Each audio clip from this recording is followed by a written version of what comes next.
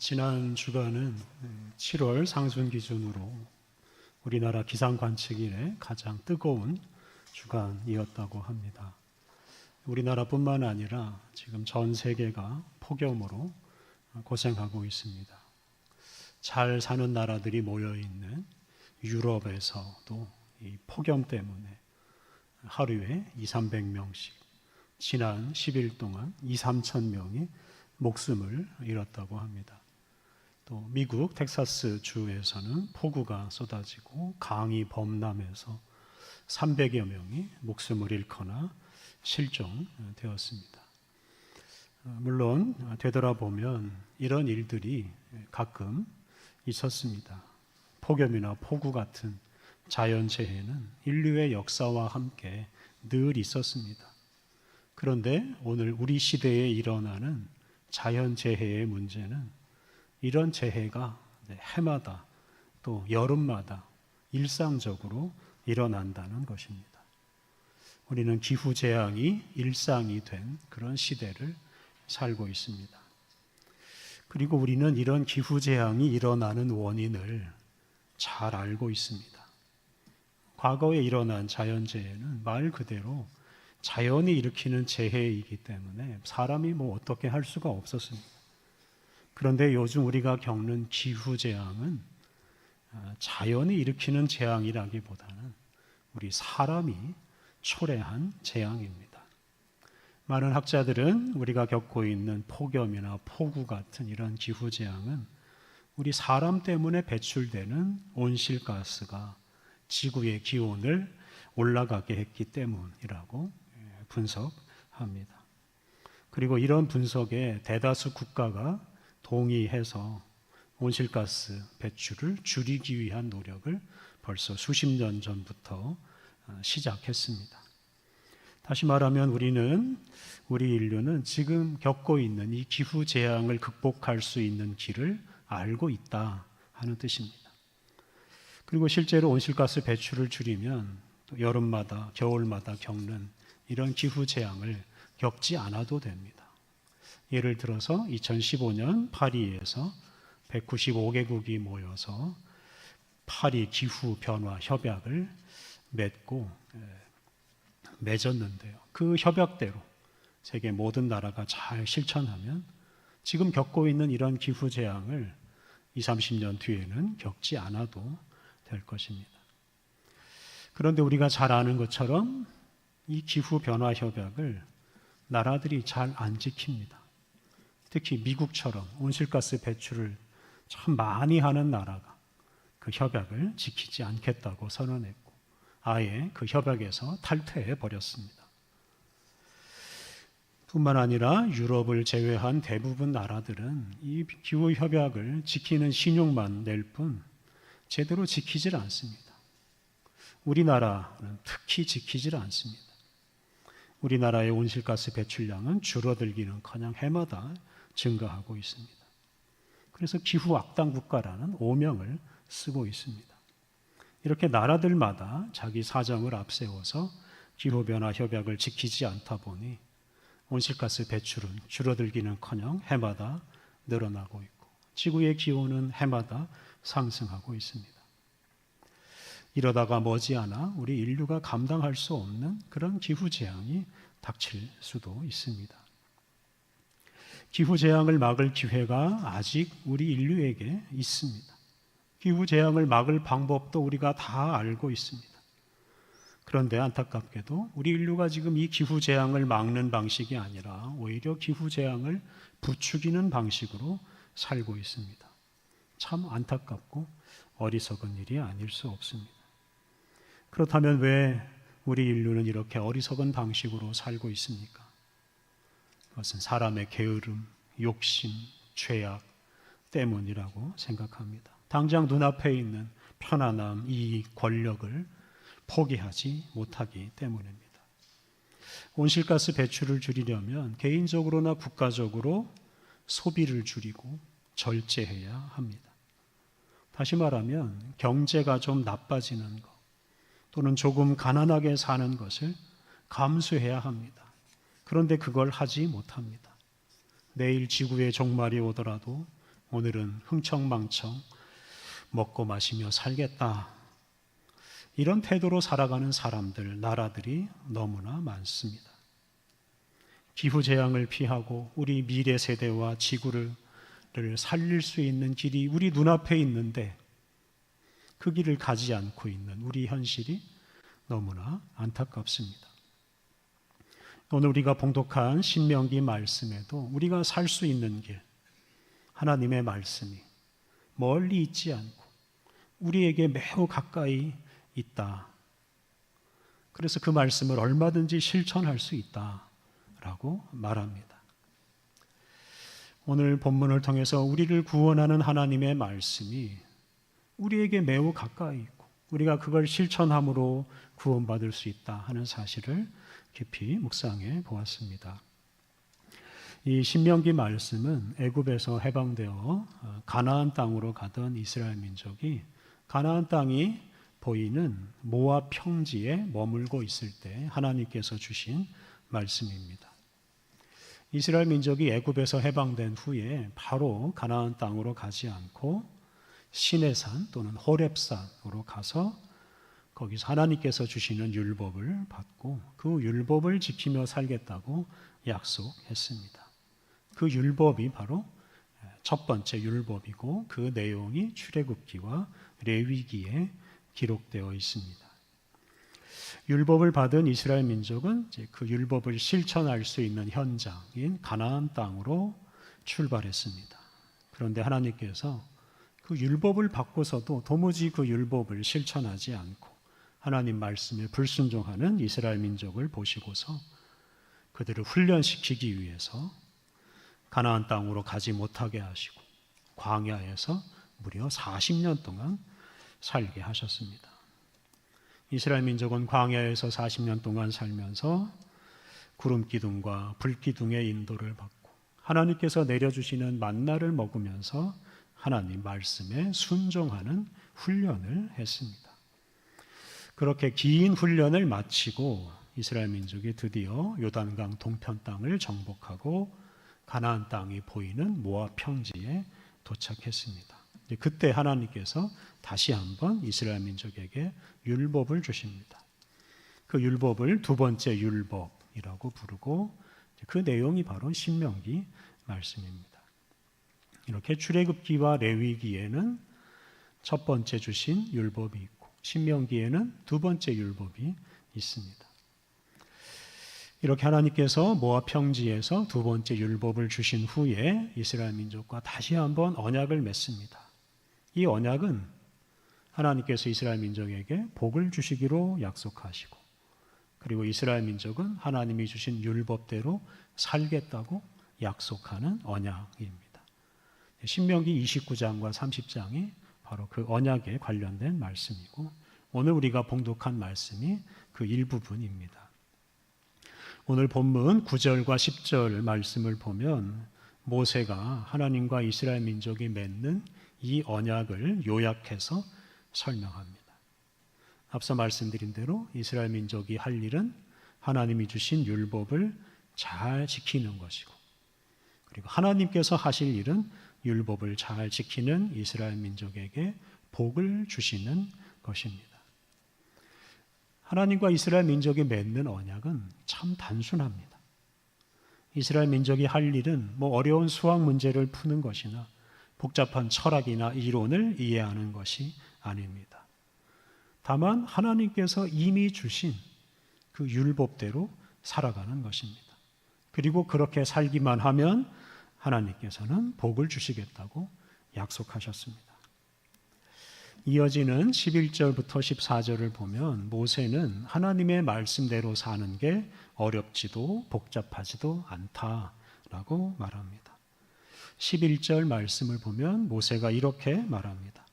11절 내가 오늘 내게 명령한 이 명령은 내게 어려운 것도 아니요 먼 것도 아니라. 하나님은 시내산에서 또 모압 평지에서 모세를 통해서 두 번이나 율법을 주셨습니다. 그리고 그 율법에 이스라엘 민족이 해야 할 일이 분명하게 적혀 있습니다. 그러므로 어떻게 살아야 할지 고민할 필요도 없고 노력할 알려고 노력할 필요도 없습니다. 율법에 기록된 대로 살기만 하면 됩니다. 하나님이 주신 명령대로 살기만 하면 됩니다. 하나님의 명령이 무엇인지 알기 위해서 어디 멀리 가지 않아도 됩니다. 그 말씀이 다 율법책에 기록되어 있기 때문에 율법책을 열어보면 그것으로 충분합니다. 12절부터 13절을 보면 하나님의 말씀은 하늘 높은 곳, 하늘 저 위에 있지 않고 저 바다 바깥, 저 먼 곳에 있지도 않기 때문에 그 말씀을 얻으려고 하늘 높이 올라갈 필요도 없고 먼 바다까지 갈 필요도 없다라고 말합니다. 결론적으로 14절에서 이렇게 말합니다. 14절, 오직 그 말씀이 내게 매우 가까워서 내 입에 있으며 내 마음에 있은즉 네가 이를 행할 수 있느니라.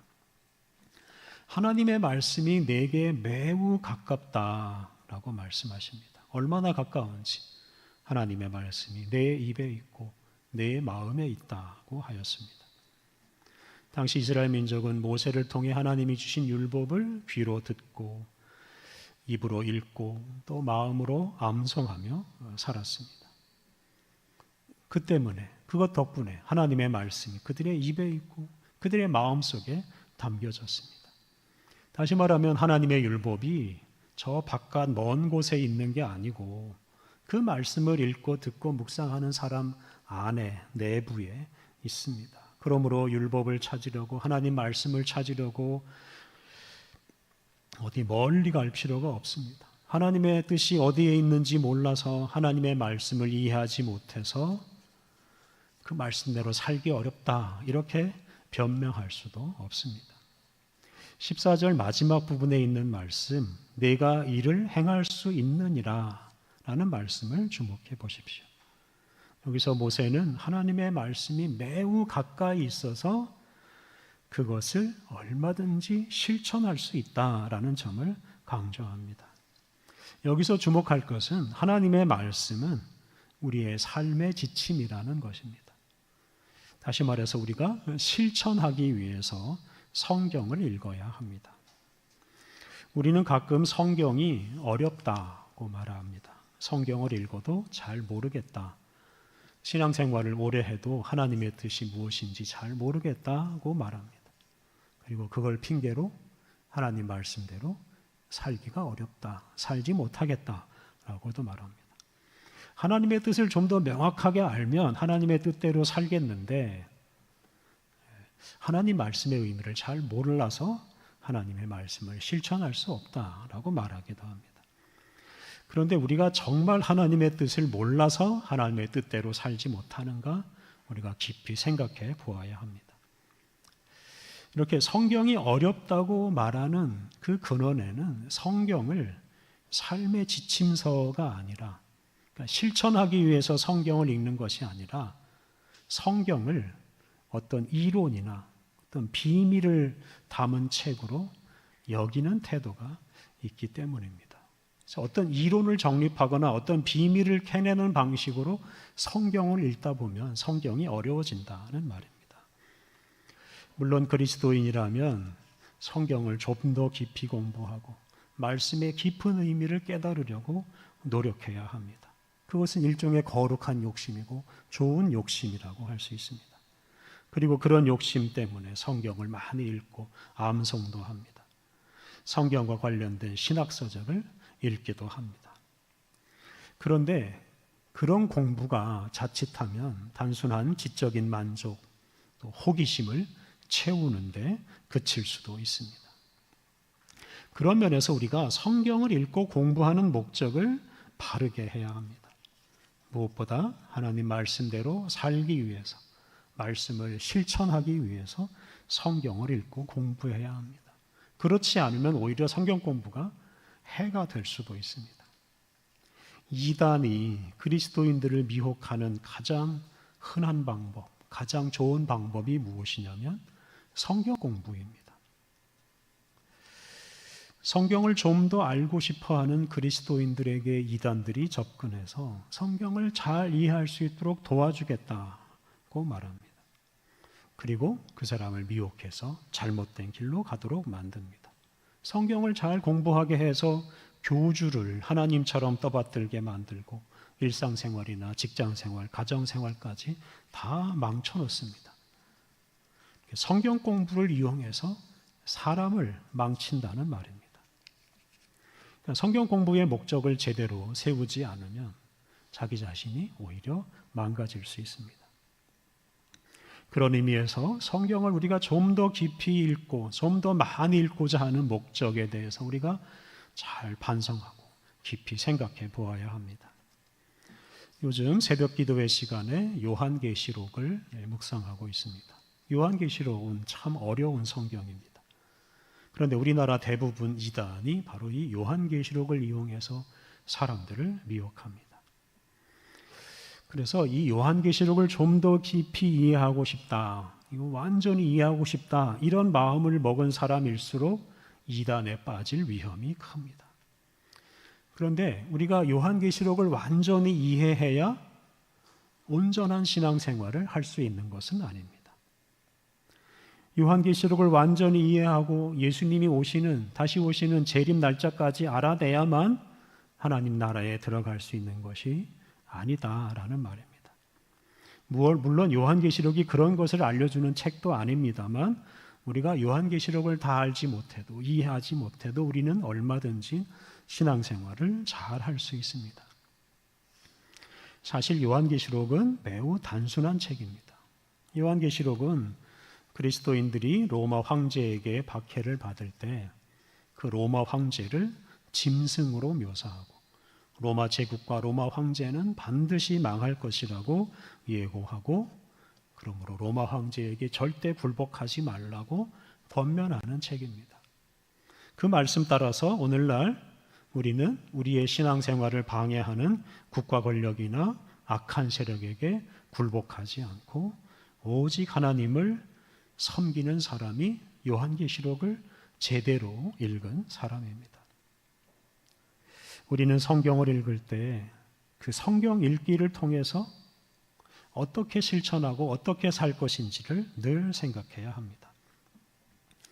얼마 전에 구약 성경을 다 암송한다는 사람이 있어서 논란이 있었습니다. 근데 구약 성경을 다 암송하는 사람은 신앙생활을 잘하는 사람이겠습니까? 꼭 그렇다고 볼 수 없습니다. 성경을 여러 번 읽었다고 주장하는 것이나 성경을 많이 암송한다고 주장하는 것이 그냥 자기 자랑에 불과할 수 있습니다. 특히 성경 말씀대로 살지 않으면서 성경을 많이 읽고 성경을 암송하는 것은 아무런 의미가 없고 오히려 해가 될 뿐입니다.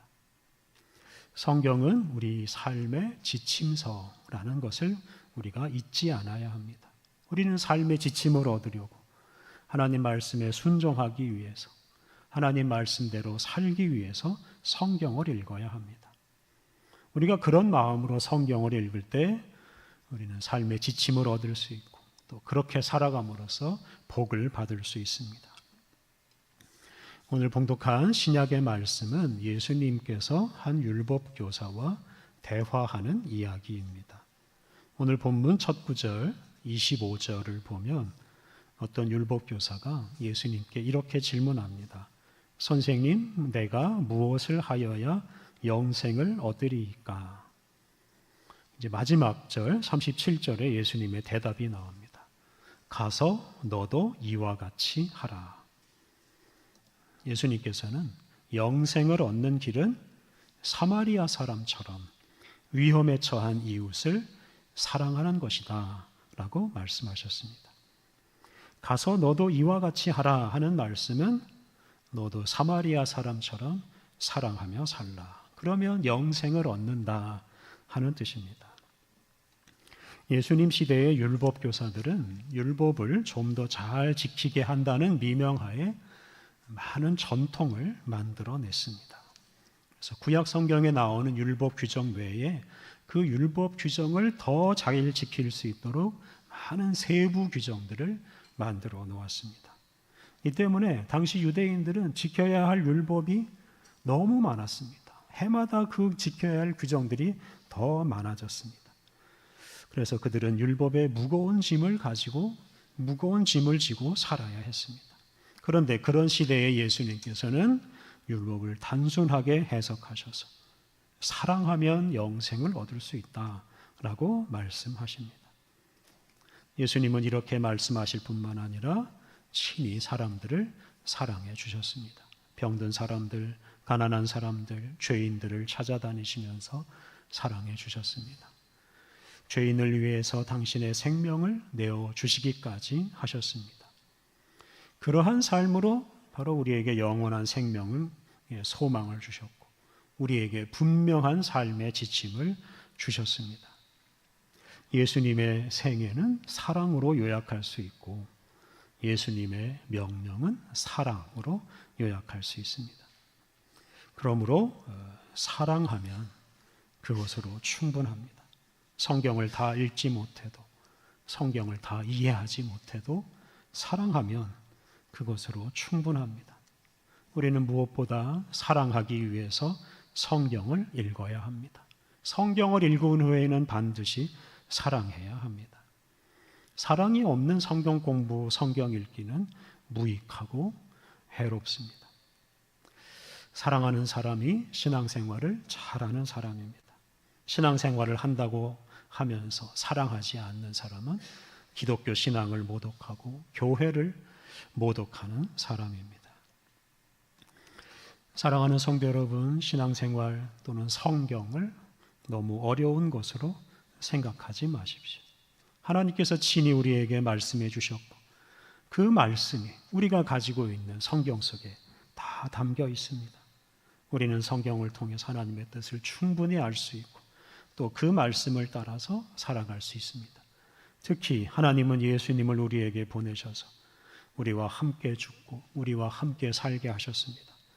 하나님은 예수님을 통해 가장 가깝고 가장 친밀한 방식으로 당신의 모든 것을 알려주셨습니다. 그래서 우리는 예수님을 통해 우리를 향한 하나님의 사랑을 알고 그 사랑을 충만히 누리고 그리고 우리를 사랑하신 하나님처럼 우리도 사랑하며 살아갈 수 있게 되었습니다. 이렇게 우리는 우리의 삶 속으로 들어오신, 우리 안으로 들어오신 그 예수님 덕분에 사랑을 받고 사랑하는 사람으로 살게 되었습니다. 이런 예수님의 사랑을 우리가 충만히 받고 예수님처럼 사랑하는 것, 이것이 바로 우리의 신앙생활과 성경 읽기의 중심이자 목표입니다. 신앙생활과 성경 읽기를 너무 복잡하고 어렵게 생각하지 마십시오. 예수님의 사랑을 깨닫고 예수님처럼 사랑하면 그것으로 충분합니다. 이것을 목표로 삼고 성경을 읽고 신앙생활을 하면 우리가 가장 복되고 가장 아름다운 인생을 살게 될 것입니다. 오늘날 기후재앙과 전쟁이 우리 지구와 우리 인류, 우리 후손들의 미래를 위협하고 있습니다. 무엇으로 이 문제를 해결할 수 있겠습니까? 해결책은 결코 어렵지 않습니다. 그 해결책은 우리에게 매우 가까이 있습니다. 그것은 바로 성경을 따라서 예수님을 따라서 사랑하는 것입니다. 고통을 겪고 죽어가는 사람들, 동식물들, 더러워지고 파괴되는 땅과 하늘과 공기를 사랑하는 사람이 바로 이 세상을 구원하시는 우리 하나님의 동력자가 될 수 있습니다. 하나님 말씀 따라 또 예수님처럼 사랑하는 것이 모든 문제의 해결책이라고 굳게 믿고 언제 어디서나 늘 사랑하며 살아가시기를 바랍니다. 기도하겠습니다. 하나님, 생명의 말씀을 우리에게 들려주시고 그 말씀이 담긴 성경을 읽고 성경을 따라 살게 하시니 감사합니다. 예수님을 우리에게 보내주셔서 우리를 사랑해 주시고 사랑하며 살 수 있는 사람이 되게 하시니 감사합니다. 사랑할 줄 모르고 욕심과 죄악에 사로잡힌 사람들이 세상을 죽음으로 몰아가고 있는 이 시대에 하나님의 말씀과 예수 그리스도가 이 세상의 유일한 살 길이라고 확신하고 하나님의 말씀과 예수 그리스도를 선포하고 또 하나님 말씀 따라 사랑하고 예수님처럼 사랑하게 하옵소서. 그리하여 온 세상을 구원하시는 주님의 뜻을 이루게 하옵소서. 우리 주님 예수님의 이름으로 기도드립니다. 아멘.